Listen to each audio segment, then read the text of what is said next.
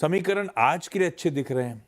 Friday Thursday बढ़िया कमाई हो, क्या छुट्टी से लौट के आओ तो ये गड़बड़ हो ही जाता है। थर्सडे बढ़िया कमाई हुई, मार्कर्स जो आपने डिफाइन करे थे उसकी रिस्पेक्ट करी बाजार ने। आज के लिए स्ट्रैटेजी कैसी? बिल्कुल, देखिए थर्सडे को जो लेवल्स थे ना, ये और कुछ नहीं था। बहुत लोग कहेंगे कि वो लेवल्स कैसे एकदम सटीक बैठे वो क्योंकि वो ऑप्शन राइटर की रेंज थी और मैंने कुछ नहीं किया था। और एक चीज मैं आपको बता देता हूँ, ये कई थर्सडे को होता है कि ऑप्शन राइटर्स, मोस्ट थर्सडे को यही होता है।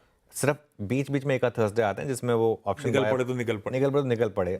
अदरवाइज सबसे ज्यादा पैसा लोग इसीलिए लूज करते हैं कि हर वीकली एक्सपायरी पे कोशिश करते हैं कि ₹1 का वो हीरो जीरो ट्रेड जो लेते हैं लोग, जिससे सबसे ज्यादा बेड़ा गर्क होता है ट्रेडर्स का, वो दिक्कत आ जाती है। खैर एनीवे, अब आज की अप्रोच पर आते हैं। देखिए आज की जहां तक अप्रोच की बात है, पहले तो मैं एक चीज आपको बताता हूँ। निफ्टी ने लगातार 2 दिन से ना हायर लो बनाया है। आपको टेबल दिखाता हूँ। एक 11 मार्च का लो था 22,314, 12 मार्च का लो था 22,329, 13 मार्च का लो था 22,377।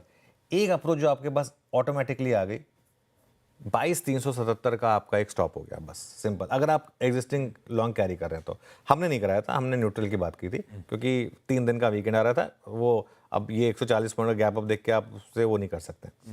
पहले रेजिस्टेंस की बात करते हैं, गैप अप हो रहा है 22,550 से 22,600, पिछले 2 दिन का हाई। और 20 day exponential moving average, 20 day exponential moving average placed है एग्जैक्ट 22,600 पर। 22,600 पर वो प्लेस्ड है। अगर वो क्रॉस हुआ तो 22,750 से 22,800 जो पिछला बड़ा सपोर्ट था, जो वॉल थी, हमारी बात कर रहे थे ना वॉल, वो था। सपोर्ट कहाँ मिलेगा आपको? 22,350 से 22,400 पर, वो पिछले 3-4 दिन का लो जो है। और उसके बाद बड़ा सपोर्ट 22,200 से 22,300। देखिए मेरी अप्रोच अब ये रहेगी यहाँ से, जितना मैंने अब तक बोला है उसके बाद, कि एक पोजिशनल अप्रोच लें आप। ऑब्वियसली 150 पॉइंट के गैप अप नहीं खरीद सकते आप, लेकिन पोजिशनल अप्रोच ये होगी कि 22,300 के एक स्टॉप के साथ अब आप बाय ऑन डिप्स करें यहाँ पर।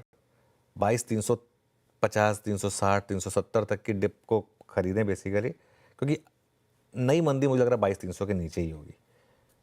आज की अगर आपको डे ट्रेड अप्रोच चाहिए तो 2 अप्रोच है। या तो 22,600 रिजेक्ट हो, जैसा कि पिछले हफ्ते मंडे को या ट्यूसडे को हुआ था, या तो 22,600 रिजेक्ट हो जो कि 20 डे में है, तो आप 22,650 के स्टॉप के साथ शॉर्ट करें।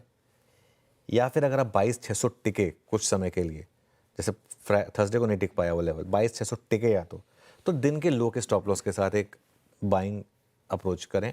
ये डे ट्रेडर की अप्रोच है। या फिर आप वेट करें 22,400 450 तक की एक डिप का आफ्टर अ गैप अप खुल रहा है। हम सपोज करिए हम 22,400 पर हैं, हम 22,530 पे खुलते हैं। 22,530 पर खुलते हैं तो आप 22,400 22,450 तक किया तो डिप का वेट करें, या 22,600 के ऊपर निकल जाने दें उसको। दो में से एक चीज़ होने दें, तब आप बाय करें।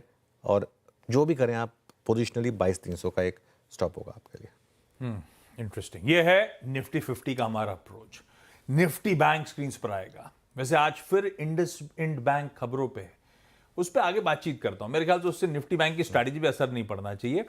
तो निफ्टी बैंक की पहले स्ट्रैटेजी, अब अपफ्रंट कमेंट्री कुछ सटल हिंट्स दे रही है कि निफ्टी बैंक स्वीटली पॉइज्ड है। वो दिख रहा भी था। इंडसइंड जब पेन में था तो कभी आईसीआईसीआई बैंक, कभी कोटक, सब धीरे धीरे आउट परफॉर्म करने की कोशिश कर रहे थे। हमने या तो डिफाइंड मार्केट में जो ट्रेड कर सकते हैं इंट्राडे स्मार्ट ट्रेडर्स हैं वो घुसे निफ्टी बैंक पे, अदरवाइज अवॉइड करें। अगर आप बातचीत कमेंट्री से अगर कन्विक्शन बढ़ रहा है तो निफ्टी बैंक में कोई ट्रेड लिया जाए, अभी भी दूर रहे? देखिए ले सकते हैं आप निफ्टी बैंक में एक ट्रेड। पहले तो मैं बताता हूँ नंबर्स आपके लिए। 48,300 टू 48,550 10 और 20 डे में आए। यहाँ अगर रिजेक्शन मिल गया तो वो आपके लिए सिंपल शॉर्ट ट्रेड होगी। देखिए व्यू जो भी हो, व्यू पॉजिटिव है। अगर मार्केट उस व्यू को कहेगा ना कि नहीं, उस व्यू की कोई वैल्यू नहीं है, और अगर मार्केट का प्राइस एक्शन ये है कि इसने इस जोन को रिजेक्ट कर दिया, तो सिंपल शॉर्ट ट्रेड ओपन हो जाएगी।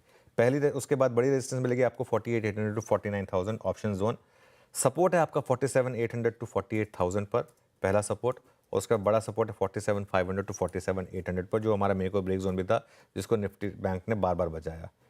पोजिशनल व्यू ये रहेगा कि 47,800 के स्टॉप के साथ आप थोड़ा सा बाय ऑन डिप्स की अप्रोच रखें। ये एक पोजिशनल व्यू रहेगा। 47,800 के नीचे अगर आप निकले तो बैंक निफ्टी फिर गिरने को तैयार है, फिर वो अप्रोच नलीफाई हो जाएगी। तो ये मेरा व्यू रहेगा। या फिर आज आप 48,550 को अगर बैंक निफ्टी रिजेक्ट करे, वो हम स्क्रीन पर देखेंगे, तब एक अप्रोच लेंगे वहां पर। ठीक बात। ये है निफ्टी बैंक की आज हफ्ते की शुरुआती दिन की यानी कि मंडे की स्ट्रैटेजी। बिग स्टॉक्स पे आऊं उससे पहले इंडसइंड बैंक फिर वीकेंड पे खबरों में था, और उसमें सबसे interesting, regulator reserve bank of India को फाइनली एक क्लैरिफिकेशन उन्होंने दिया मेरे ख्याल से थोड़ी सी हम सब की नर्व्स काम करने के लिए। कैसे रीड कर रहे हो आप इस क्लैरिफिकेशन को?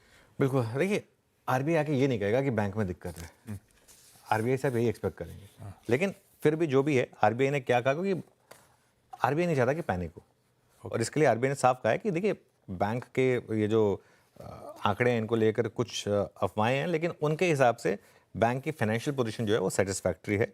उनके हिसाब से कैपिटल को लेकर कोई दिक्कत नहीं है। उनके हिसाब से वो जो CAR कैपिटल एडिक्वेसी रेशो है या प्रोविजन कवरेज रेशो है, ये सब ठीक है। ऐसा पर्याप्त है। पैसा पर्याप्त है, पैसा पर्याप्त है। बैंक ने ऑडिट के लिए एक बाहरी एजेंसी भी नियुक्त की है, और बैंक के ग्राहक जो हैं इन अफवाहों पर ध्यान ना दें, और पूरे मामले में आरबीआई की नज़र बनी हुई है। लास्ट की 3 लाइनें प्ले कर दीजिए, सबसे इंपॉर्टेंट ये है, बाकी सब छोड़ दीजिए आप। ऑडिट के लिए बाहरी एजेंसी नियुक्त की, बैंक के ग्राहक अफवाहों पर ध्यान ना दें, और पूरे मामले पर आरबीआई की नज़र बनी हुई है।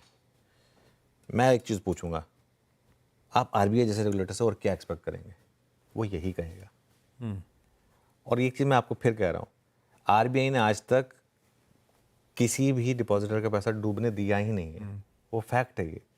तो इसके लिए पैसा नहीं डूबेगा, इसमें कोई वो नहीं है। मतलब जो कुछ लोग जैसे एटीएम के बाहर लाइनें लगा रहे हैं, वो सब करने की जरूरत नहीं है आपको। पैसा तो आशीष येस बैंक में नहीं डूबा लोगों का, थोड़े टाइम के लिए लॉक जरूर हो गया था, लेकिन मिला था वापस।